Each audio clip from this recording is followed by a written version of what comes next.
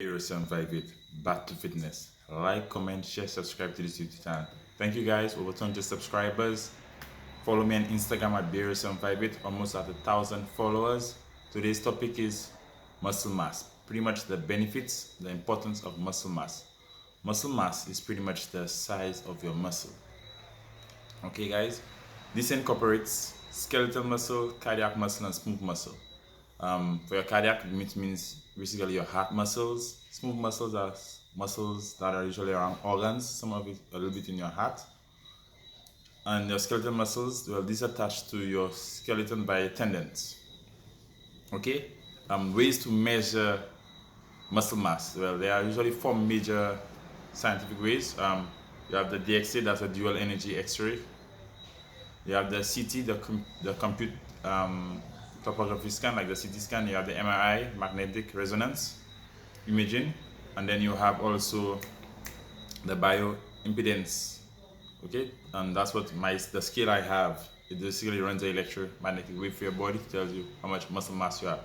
Also, there's the eye test. Okay, and many professionals, trainers, and stuff like that can pretty much judge your muscle mass by looking at you. And there's obviously the skin fold test that can determine your fat mass, and then you can just subtract it from your body weight to find your lean muscle mass, your lean body weight. Ways to increase your muscle mass and also maintain it, not necessarily ways, but three key factors. You have to do resistance training, you have to eat well, and you have to sleep well. Now let's move on to the benefits and the importance of having muscle mass, a high amount of muscle mass. First, let's go with bone loss, osteoporosis. As you know, the older you get, the more brittle your bones tend to get. You can slow the rate of that by strength training. As you do strength training, resistance training, you increase your muscle mass. Thus, the strength training itself causes your bones to get more dense and more strong. There's called sarcopenia. That's loss of muscle mass. As you get older, you lose muscle. It's sad to say, but you lose muscle as you get older. And what you want to do, you want to continue strength training to maintain that muscle mass, or to increase it, if you can, to be able to do your everyday, your way of life. Sorry. So in terms of walking, sitting, climbing, cutting grass in the yard, lifting objects, it's very important to have this muscle mass intact. Then there's lowering your heart rate, keeping your heart rate low.